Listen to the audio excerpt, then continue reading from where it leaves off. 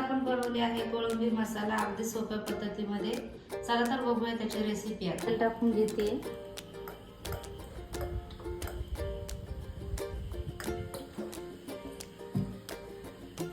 तेल छान गरम झाले बघा।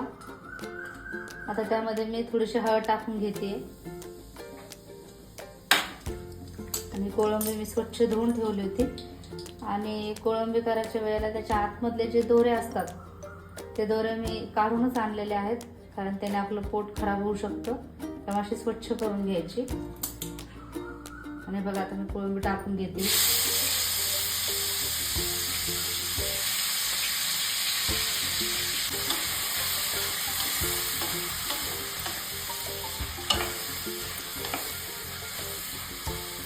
त्यामध्ये मी टाकणार आहे मीठ।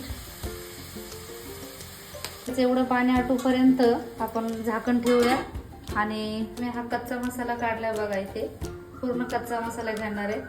आणि कोथिंबीर माझ्याकडे आहे, पण तरी मी कोथिंबीरच्या ज्या कोवळ्या कोवळ्या काड्या असतात त्याचा एक स्वादच वेगळा असतो, म्हणून मी कोथिंबीरच्या काड्या आवर्जून इथे घेते।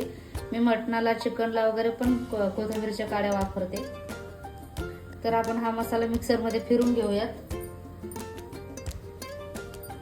कोळंबीचं छान पाणी आटलेलं आहे बघा, आता कोरडी झाली। आता मी कोळंबी काढून घेते। मी आपला पेस्ट केलेला मसाला परतून घेणार आहे, त्यासाठी मी थोडंसं तेल घालणार आहे कढईमध्ये। तेल छान गरम झाले बघा आणि मी त्याच्यामध्ये टाकत आहे ओवा। ओवा टाकण्याचं कारण असं आहे की आपण कोळंबी फिश वगैरे जो बनवतो ना, ते सर्दीसाठी खूप छान असतं आणि त्याची टेस्ट अशी थोडासा तडका देऊन घातल्यानंतर खूप छान उतरते फिशमध्ये। आणि हा थोडासा तेजपत्ता घालत आहे बघा मी।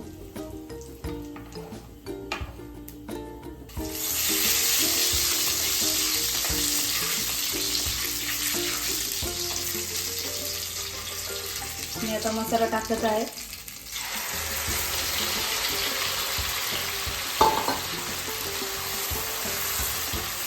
आणि थोडीशी टाकत आहे।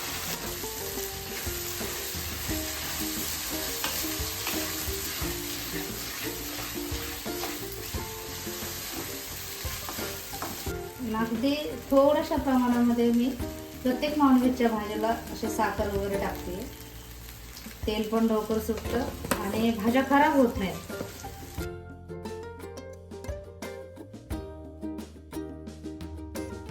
आपल्या मसाल्याला छान तेल सुटलेलं आहे, तरी पण मी याला अजून 10 ते 5 मिनिटे परतून घेणार आहे, कारण आपला कच्चा मसाला असल्यामुळे त्याच्यातला कच्च्यापणाचा पूर्ण वास जोपर्यंत जात नाही तोपर्यंत। आता मी थोडंसं याच्यात पाणी घालतीये आणि परत त्याला अजून आटवून घेते तेल सुटेपर्यंत। आता मी थोडंसं मीठ घालणार आहे। थोडंसंच अगदी मीठ मी याच्यामध्ये घेतलं, कारण आपण जी कोळंबी फ्राय करायला लावली होती त्याच्यामध्ये पण मीठ घेतलेलं आहे। मसाल्याला आपलं तेल सुटलेलं आहे बघा छान। आता मी कोळंबी टाकून घेते याच्यामध्ये बघा। मी आता पूर्णच पाणी याच्यामध्ये टाकून घेते। एवढ्याच पाण्यावरती आपल्याला ते बनवून घ्यायचे।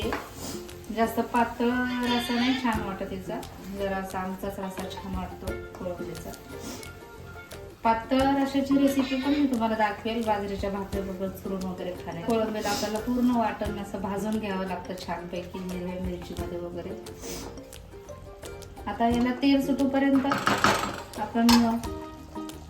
तेल सुटूपर्यंत मी 1-10 मिनिटं झाकून ठेवणार आहे बघा। बघूयात भाजी आपली घट्ट झाली एका थोडीशी झालेली आहे बघा।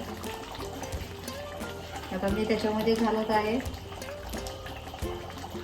कोथिंबीर खूप सारी, मला कोथिंबीर खूप आवडते।